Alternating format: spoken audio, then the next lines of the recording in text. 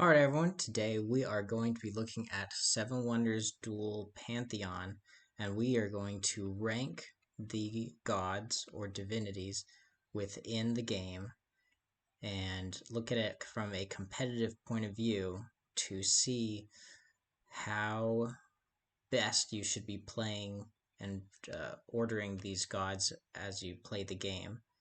So I'll go into my initial rankings for them back when I very first started playing Pantheon. Pantheon just came out, this poll came out, and I ranked kind of my thoughts. So we'll go through the Egyptian gods first.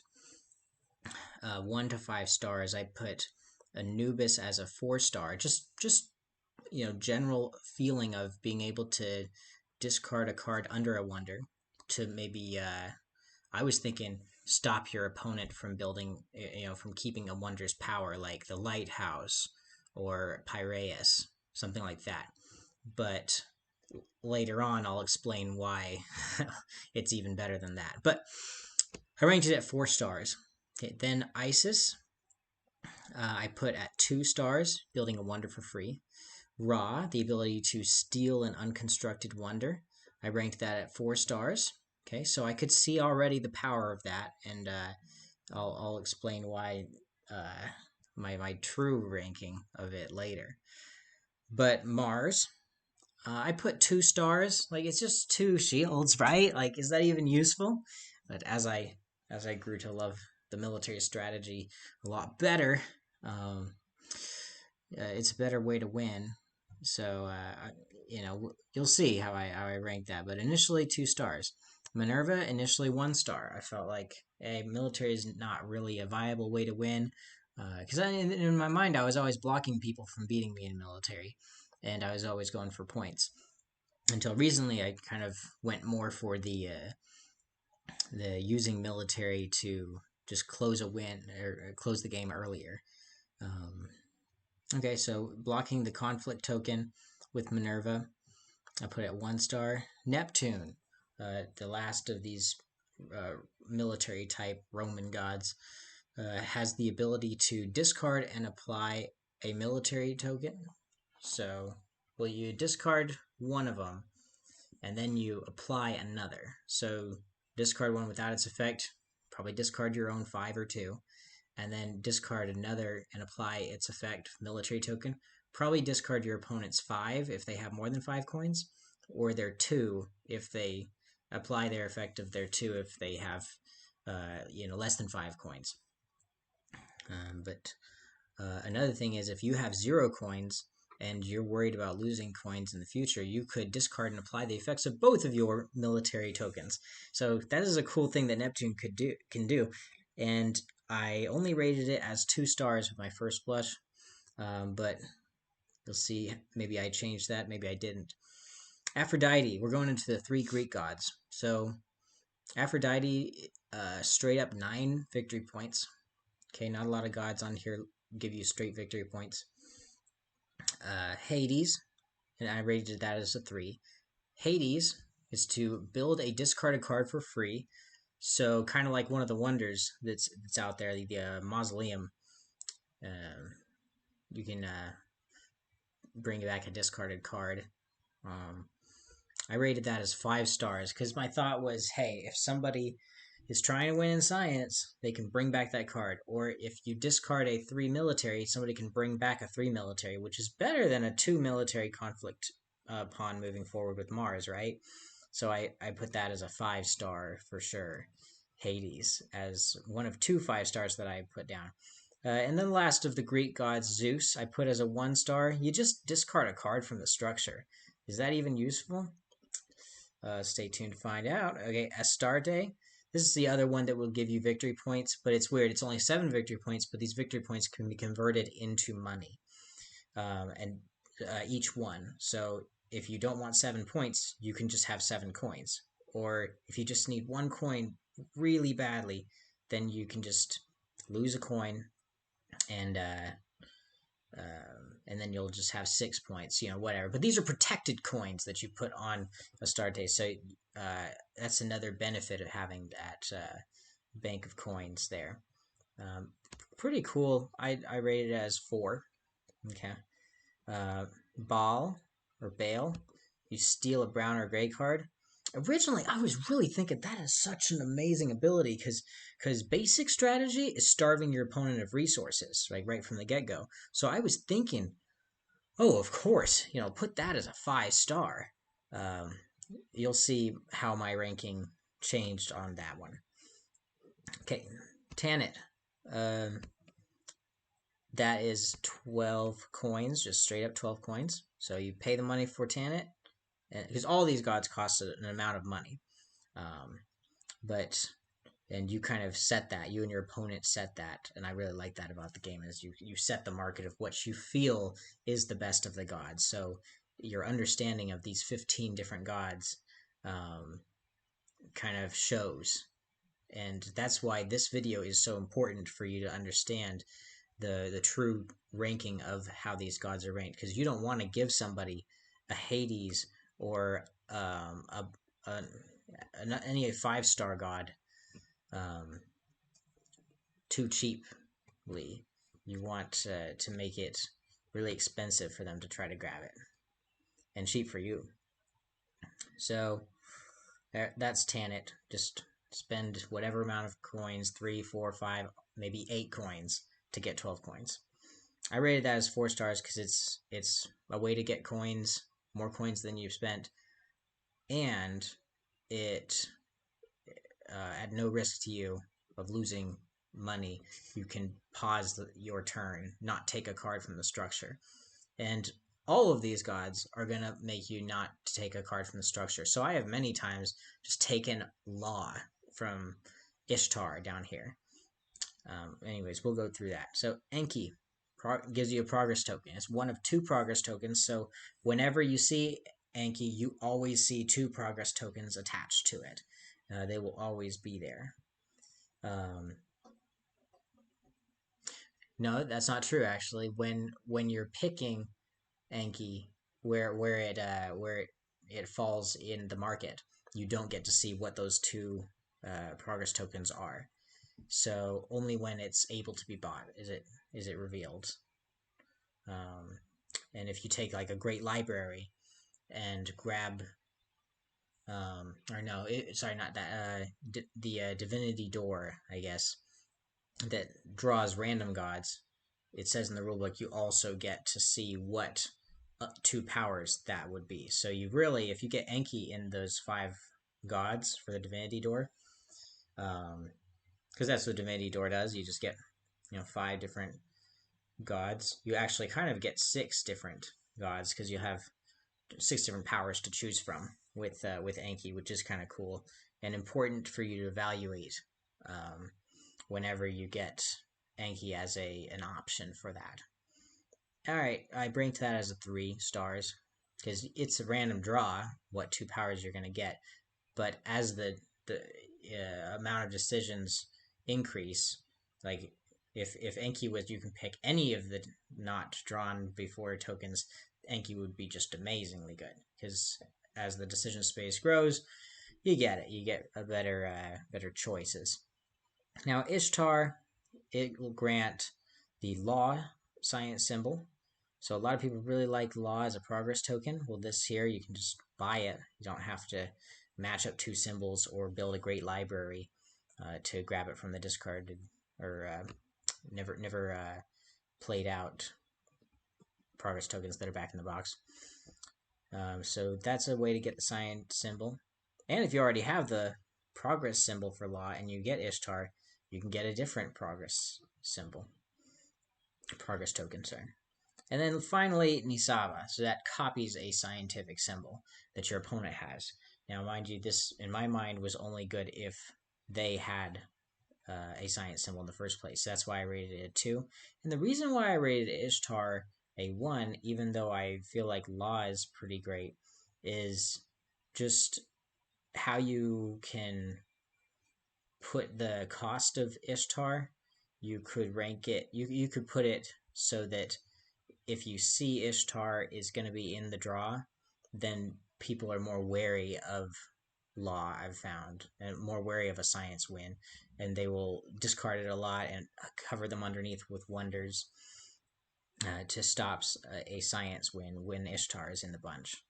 So I put it as a 1, but that will definitely change. Okay, so here is how I voted. Okay, and at the very end of this video, I'm going to go back and show you what the community voted them as. I don't actually know what the community voted them as, so here we go. We're going to go into how my ranking is currently for Seven Wonders Duel Pantheon with the god tiers. Okay, here we are.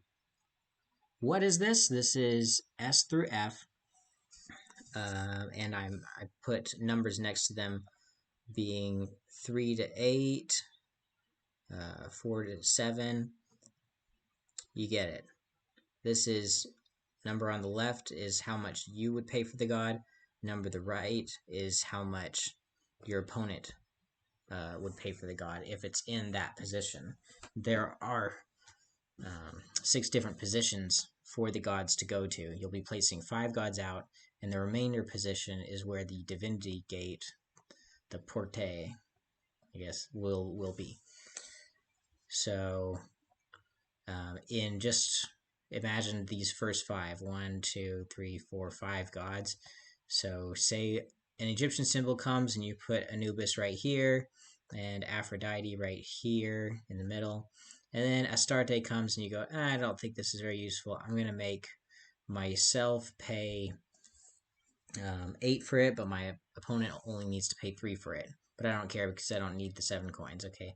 And then you put Baal right here, and then your opponent puts Enki right here. The remaining spot is where the divinity door will end up going, costing 4 for you and 7 for your opponent.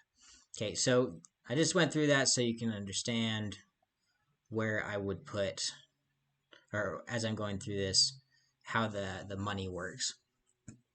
Okay, so enough said, we'll go through. So Anubis is actually very powerful because it lets you redo some of your wonders, and depending on what wonder you have, you can get some really great abilities. So obviously the ones that will give you an extra turn, you want to redo. Not so much the ones that give you a forever game benefit like Piraeus or the Great Lighthouse. Actually, those ones are the ones that you want to destroy of your opponents if you're using Anubis that way. But that's actually a suboptimal way to play Anubis. It's best to create something like Temple of Artemis, use Anubis to, you get a bonus turn with Temple of Artemis and 12 coins. Use Anubis to kill Temple of Artemis, and then build Temple of Artemis again. Oh man, I've never lost in a game where I've been able to pull that off. That's just a ton of coins, 12 coins, that's like 4 points right there. And those coins you can turn into a lot more than just 4 points. I just love coins in this game. And you can turn those coins into more god cards. So there's Anubis. Next up, we got Aphrodite. I would probably put this, I don't want my opponent to easily grab this, but I'm going to put it like kind of in the middle, a little more towards my opponent. Make it cost 6 for myself, 5 for them. And that's just how I would put Aphrodite, where I'd put Aphrodite. I don't think, I mean, you think about it, a blue card that would cost 5 or 6, you'd expect that, especially towards the end of the game, to be worth 7 or more points. But a lot of times you can do really good with your economy and make the 7-point palace and town hall towards the end of the game be worth 1 or 2 coins. You can even make them be free. So would you rather spend 1 or 2 coins for 7 points or 5 or 6 coins for 9 points? You just basically make Aphrodite not very useful, and you put it on your opponent's side because you want the Divinity Gate to end up in one of these 2 positions. You want to get a really good god in your position that's closest to you. Alright, Enki. Oh, okay. I'll put that a little closer to myself. Maybe put it in the B area, 5 to 6, because it's a wild card. You don't know what power is going to come out of that progression thing, but I'd say it's better than Aphrodite. Okay, so Baal. I don't want my opponent to grab it easily, but I don't think it's that great. So I'm going to put it at 5 or 6. Is where I would put Baal. Astarte. I actually like to put this one closer to my opponent. If anything, I don't want them getting the Divinity Door close to them. So wherever I place this, I'm going to be cognizant of that. But she's not bad. She's not F tier. But I would put her right here, making my opponent pay 3 coins for 7 points and coins. Just so that the Divinity Door doesn't end up getting really close to them. So I'll put it in the D tier, but half the games I'll play, I'll put it really close to my opponent. Okay, yeah, I'll put it somewhere near my opponent for this one. This one is only 7 coins, and sometimes you're spending 4 coins for 7 coins. It's not as good as Tanit.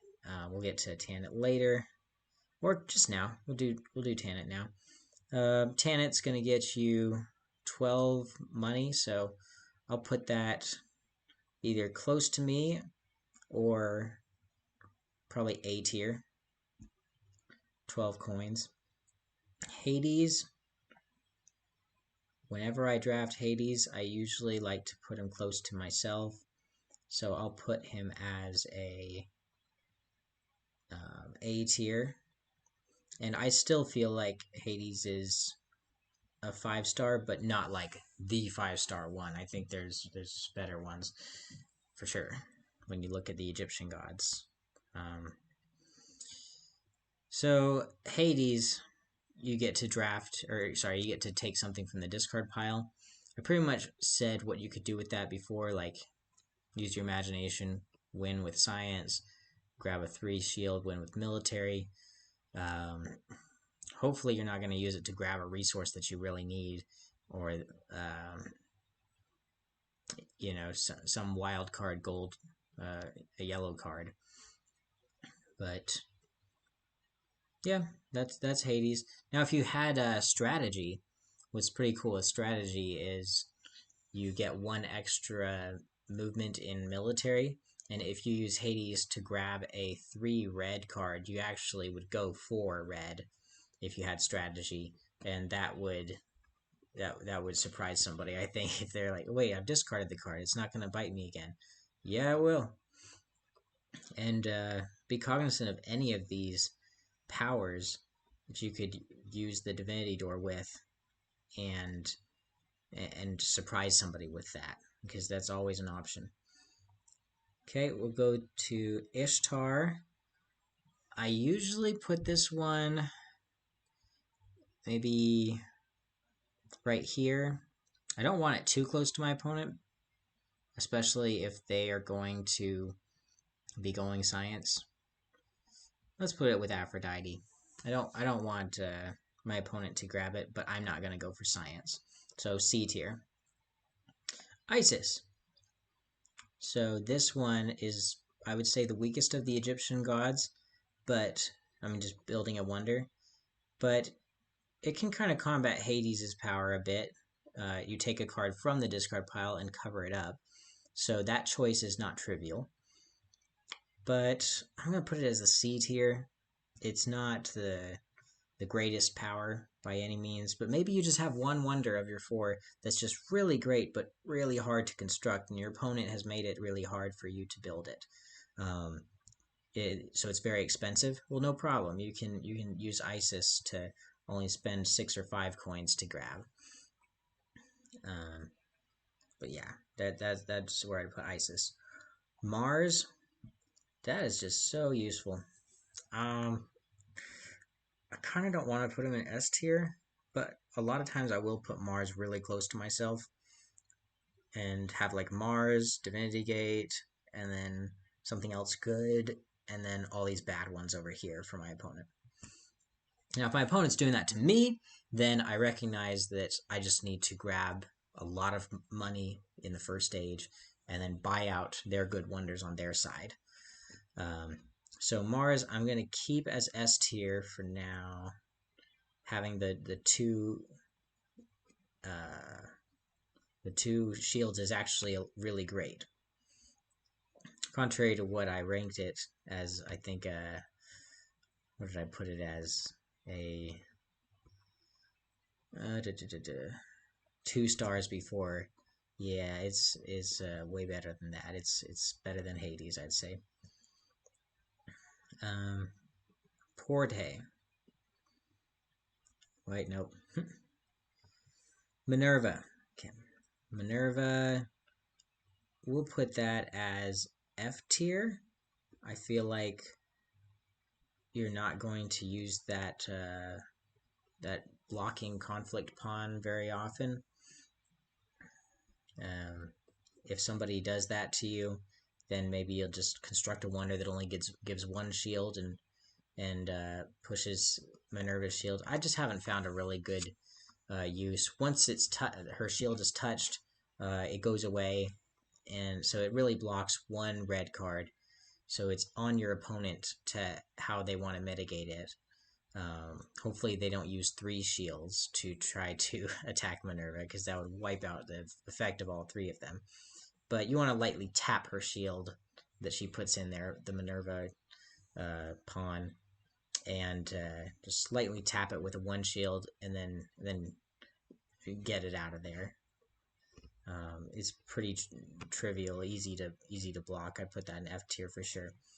Neptune, last of these Roman gods, I'll put in B tier because it has some cool effects that I described earlier. You can get rid of your own conflict pawns if you're low on money, or you have no money, and just resolve them both. You can you protect yourself and then attack your opponent. And one thing that I haven't really looked into too much is in Agora, the conflict pawns are slightly different. So this is the only god that would actually do some pretty cool things in Agora in affecting the senators, affecting your influence there. So I could imagine Agora Neptune being even higher, but just protecting your own coins and hurting your opponent, especially in a time of need where your opponent really needs the money, grabbing Neptune and making life really hard for your opponent, that's just great. And if you're going for a military strategy, you're going to break those conflict pawns anyways, so it's not actually that great of a god if you're already pushing the military strategy already. So now there is Nisaba, which she gives this snake token, which lets you copy the science symbol of an opponent. I put that as D tier. It is nice to be able to copy them sometimes, but it's better. I think law is better. Just to have a whole new science symbol is mostly agreed to be better. I think Nisaba might outshine Ishtar sometimes. In those cases would be if there's a really great progress token and you both want to grab it, and you in that case you might put Nisaba a little closer to yourself and grab that so that you can get that progress token first. We'll go over Zeus first. Zeus is the worst. Just discards a card from the structure, and I even said it back here that Zeus being a 1 star, I was right on that one. It doesn't really do much for you.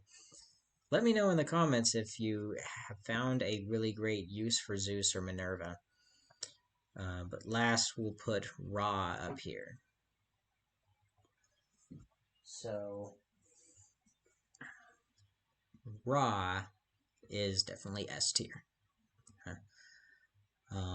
What Ra is going to do is steal an opponent's wonder that they haven't constructed yet. And a lot of times, opponents will save a wonder that's really good. Like maybe they have one extra turn wonder and they want to save it for the perfect time. Easy, just take it before you get to the third age, where those cards, those extra turns, really matter a lot. You take that wonder away from them, and I feel like a lot of the games I've lost, I've let my opponent take my wonder. So that also biases me, where I'm just like, I really want Ra to be my top tier one. Okay. For the Divinity Gate, I don't know if I should rank it, but I'll put it in B. I usually want it to be sitting there anyways. Actually, I want it to be sitting in A. 4 to 7. Yeah, so I'll put it there. Yeah, I want to spend 4 coins to have my choice of one of 5 gods, and hopefully it's one of these S or A tier gods. So let's go through the S tiers. Top of the S tier, I'm going to put Ra. Bottom of the S tier, I'm going to put Mars. Okay. Top of the A tier, I'm going to put Hades. Bottom, I'll put Porte. Top of the B tier, I'm going to put Enki. Bottom, I'll put Neptune. Top of the C tier, I would put Ishtar. Bottom of the C tier, I would put Isis. Okay. Top of the D tier, I will put Astarte, just for the extra coins. Not as good as Tanit, but at all, half as good, almost. And then Nisaba as the bottom of the D tier. And the top of the F tier, does this even matter? Sure, I'll put Minerva. And then Zeus is the worst. So that is my rankings for all of the gods. But before I close this video, I'll just go back and see what other people have said about the gods. So these guys say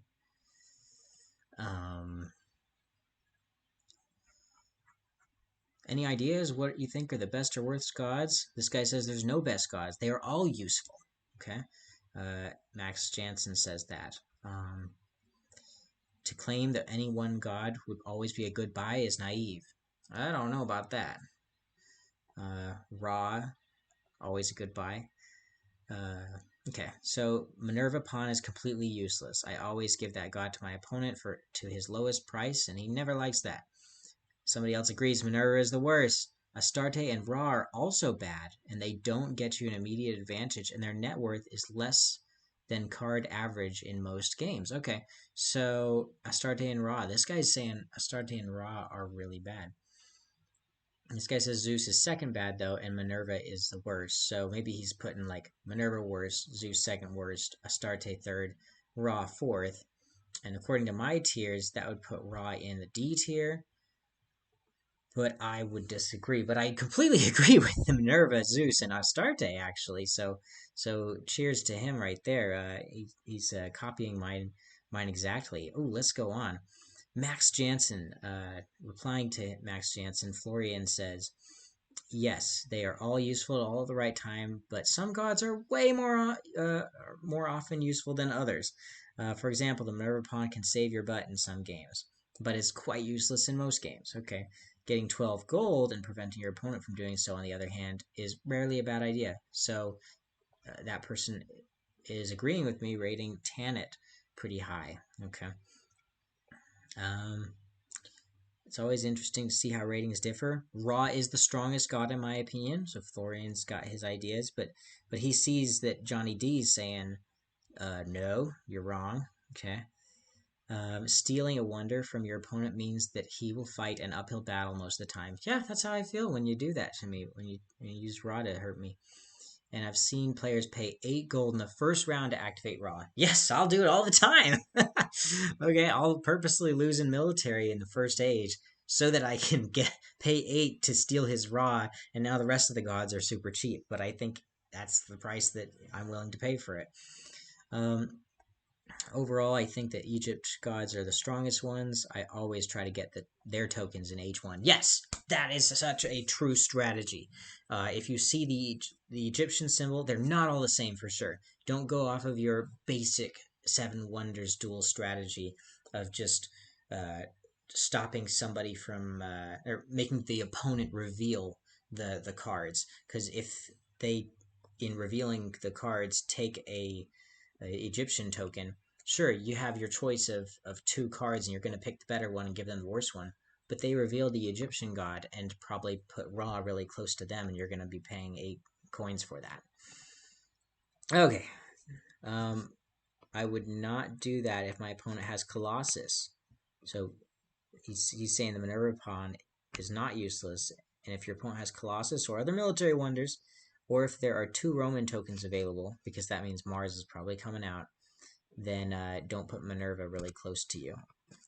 But yes, under most circumstances, that's a pretty good idea. I want to play Florian. I want to see what he's got some good ideas here. Okay, so R.O. Schaefer responds about Minerva being the worst, saying it's very situational. It's kind of funny because they built a Minerva pawn for the game. What? No other god has a cool pawn, but no, that's not true. Nisaba has a cool little triangle snake, but that's not a pawn. It's just a corporate token, and that pawn, like as cool as it is, you just tap it, it goes away. Like, board game components don't come cheaply when you design a board game, so they put a lot of effort into what people are agreeing is one of the worst gods. Okay, you can use it offensively. Zeus is second bad. I admit it's very situational, but whether it fits your game plan obviously depends on your game plan. I can see it being used to win green, red, or prevent an opponent from doing so. Win green, red? Okay, I can see somebody getting prevented from using, getting a green card or a red card and be like, oh no, I'm going to discard that. However, if your opponent has Mausoleum or there's a Hades out, they can actually still do it. And I actually wonder if there's an alternate strategy out there of using Zeus to get rid of a card. Like if you see your opponent's about to win in, say, science, once they grab one of 2 science cards that's going to be revealed eventually, if you grab a 3 military up above, because you're not going to be able to discard one of those 2, but you grab a 3 military, put it in the discard pile, and then you construct Mausoleum, and you take it, or you use Hades, and you take it, and then you move 3 shields up, maybe giving you the win before that happens, where your opponent ends up grabbing the green card. That would be a weird scenario where Zeus could be useful, but it requires Mausoleum or Hades to get the job done. Kind of funny though. Hades and Zeus, aren't they supposed to be brothers? That might be a way that you could make Zeus good. Very situational. Agreed. Okay, everybody's saying very situational for all of these, the bad gods, especially. Every god is potentially a game winner, this guy says. Okay, if you have your game plan and strategy already spelled out before sitting down, or even in Age 2, you are not playing at your best. Look at the Pantheon as a number of possibilities and use them accordingly. Do not presume that Minerva is weak. Look at the board first and see if she can be used to secure your military supremacy. I want to destroy this guy. If he comes in thinking, oh, they're all just like, they're all the same level. There's no way he really believes that. If he's a good player, he's putting Ra really close to himself. Either by keeping you in the 10-point box or making sure the opponent won't be able to back you out of reach of the military win. Keeping you in the 10-point box. What's the 10-point box? I got you. For the military. Yeah, so protecting you. Oh, you can put Minerva behind your shield. So if the opponent would take a red card, they tap your shield and you stay in the kill zone, and then the next time you would be able to grab military. Yes, I've done that before. So yeah, that's why I put Minerva not as the weakest. I'd say Zeus is the weakest, but surely you don't think they're all equal. 9 points is 99% of the time going to be better than preventing one move on the military track. Think it through. Only if military was right at the end would that not be true. I think he means 2 moves on the military. No, he means 1 move. He's not talking about Mars, he's talking about Minerva. So, Jules, I completely agree. Aphrodite would be better than Minerva.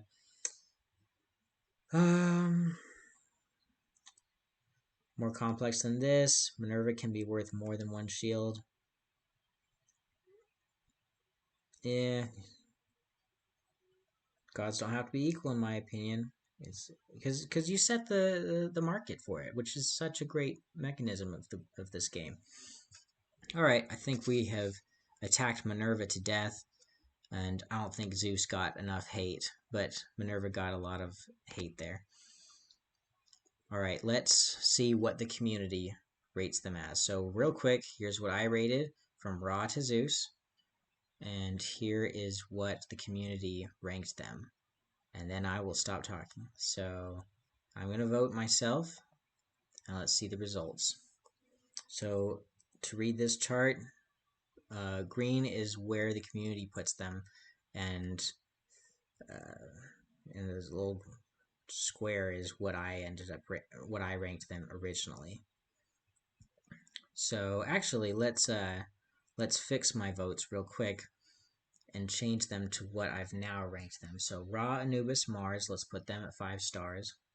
So Ra, Anubis, and Mars. Put them at 5 stars. For 4 stars, let's put Hades, Tanit. Yeah, let's put those ones next. Whoops. Okay.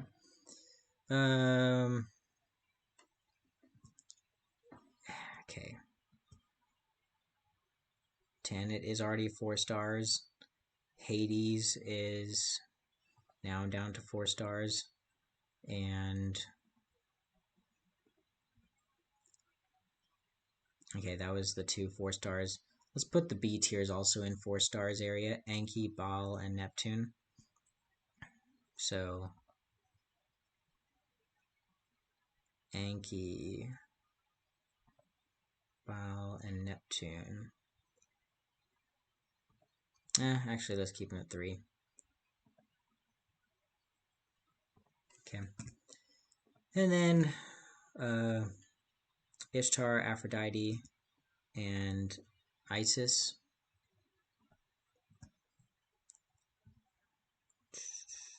Ishtar, Aphrodite, and Isis. 2 stars. And Astarte and Nisaba as 1 stars. Astarte, Nisaba 1 stars. And then Zeus and Minerva, keep them as 1 stars. Okay, so now we will vote according to our new rankings of what we felt it would be at. So this would be A tier, B tier, C tier, D tier, or S, A, B, C, D, and F. Okay. So I ranked Anubis as A tier. The community ranks it as a B tier. Okay. I ranked Isis as a C tier. The community ranked it as a B tier, or an A tier. Okay, so same as Anubis. However, a larger majority of votes were 5% more votes were on Anubis, so there is a clear winner there. Ra had 61% of the votes as a 5 star, and that's where I would rank it. So correct on that one. First one I've been correct on as an S tier. I ranked Mars as S tier for the community. They ranked it as a B tier. Minerva, I ranked it as a D tier or F tier, and the community ranked it as C tier. Okay. For Neptune, I ranked it as a B tier. Community ranked it as a B tier. Aphrodite, I ranked it as a C tier, but the community ranks it as an S tier. Okay. Weird. Okay.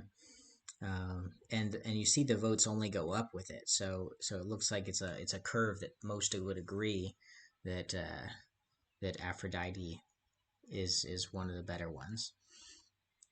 Okay. Then you have without any disagreement.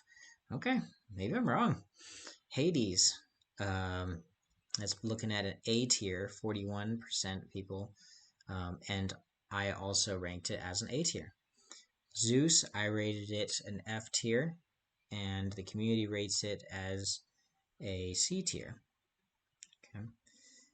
Astarte, I rated it a D tier, and then the community rated it as an A tier. Wow. Okay. How did the community rate Tanit? Tied, A tier or A tier or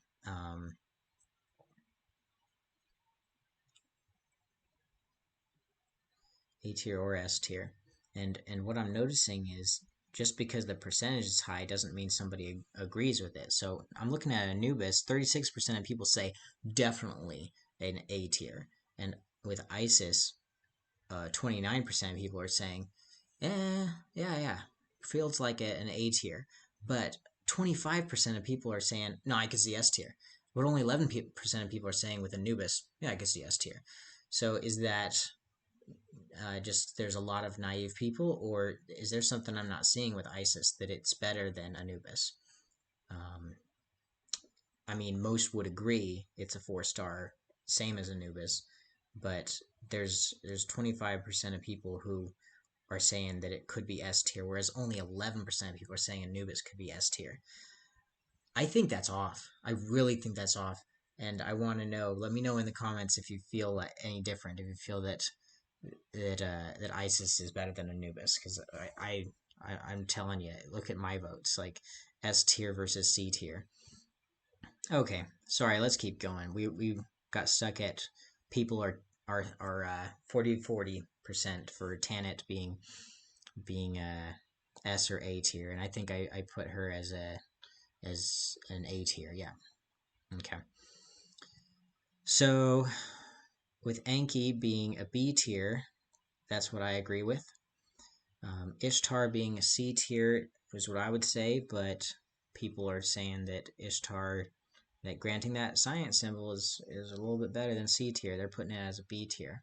Okay, so that's what the community is saying. And then Nisaba, I said, let's put that at the lowest, the D tier. Maybe not F tier, but D tier. And most people put that as kind of an A tier, but I'm seeing a lean towards B tier. So there's definitely a lower lean because only 11% of people say that it could actually be an S tier. 0% of people said Zeus would be an S tier. I thought that was interesting. Only 1% of people said Enki, Tanit, and Baal, the 3 Phoenician gods, would be 1 star. So let's look at now. This is important. Look now at the different types of gods. So if you see an Egyptian symbol, 4 stars, 4 stars, 5 stars, you want to grab that symbol and grab a good god and put it close to yourself. Okay. I have put Isis close to my opponent though before, so I must confess, like that may be a bad thing that I've been doing, that perhaps I should stop, because so many people think Isis is amazing. But yeah, you see an Egyptian one, yeah, put it close to you, I guess. For red, kind of middle of the road, people are saying. If you see somebody put a red really close to them, it's likely not Minerva. It's probably Mars. So maybe you have a crazy man on your hands, like myself, who's trying to beat you early with the military. For the Greek gods, if you see somebody draft the Greek symbol and you see them put it close to themselves, likely Aphrodite, maybe Zeus. If you see them put it really close to you, it's likely Zeus. None of these were by the community rated as a majority in the 2 stars area or in the 1 star area. But I'd say the heaviest lean to the 1 star, as you can see from the data, is Zeus. Okay, so moving on with the Phoenician gods. If somebody drafts a Phoenician god, they're not putting it close to you. They're almost always putting it close to themselves. They don't want to get their resource stolen with Baal. And originally I thought that was a 5 star. And I'll tell you right now, the reason why I thought that is because it's so important to starve out your opponent with resources at the basic level of strategy in the game. And if you can see your opponent beats that strategy, move on to something else. Because in the Second Age, there are plenty of opportunities to get other resources. There's the double resources, there's the wild resources for both two of the yellow ones for manufactured goods, and one yellow one that's any one of the basic brown resource cards. So with just an abundance of resources in the game, Baal is not actually going to be the best of the Phoenician gods. I'd say that is where you'd put Tanit for. And then if somebody drafts a science symbol, if they put it really close to you, maybe Nisaba. Well, that's what I would think, but apparently the community disagrees, and they would put Nisaba closer to themselves, and Ishtar more in the middle, Enki more in the middle. Yeah, I don't think anybody's trying to grab a science really close to themselves. No, that's not true. I've seen people do that. Some people who are really trying to go crazy in science. But yeah, there you have it. That's what the community is saying. And in the question of which pantheon do you feel is the most powerful, versatile, people said Egypt first, Roman, then Greek, then Phoenician. No, sorry. They said Egyptian is the best. Next is Phoenician. Agree with that. Next would be Greek, because they got 3 very different abilities, points, and then discarding cards, and then grabbing from the discard pile. And then you got some people saying science, because there's just a love for science. And then Roman is rated the worst for most powerful. Interesting. Okay. For what is the usual game end trigger with Pantheon included, people still think it's a civilization win, a structure depletion. Yeah, probably. Yeah, still is, I think, even with Pantheon. People are saying it's more so for science. I'd say since I've got Mars as something I can use, it's been really heavy for me for military with Pantheon. How do you prefer playing it? Anybody who's taking this poll already probably likes Pantheon, so this is skewed, but 92% people love it with Pantheon. All right, good poll. Love the Pantheon expansion. A lot of love for that. So with that, I will close and say this is very important for helping your game, and hopefully you can take this data and use it wisely. But let me know in the comments what you think about each of the different rankings. I'll go over mine right here. Just take a look. Tell me if you feel like Ra was way overpowered, Anubis, Mars. If I way overranked them, I know people most strongly disagree with me with the Mars. And tell me if I'm wrong with Minerva or Zeus, and if the community is wrong at large with any of these, or if I'm wrong with Nisaba. And I could see there being a lot of people saying I'm wrong there with Nisaba being the weakest of the Babylon gods. But all right, that's enough with that. I love this expansion so much, and I hope you all enjoyed this tier list. Have a great rest of your day.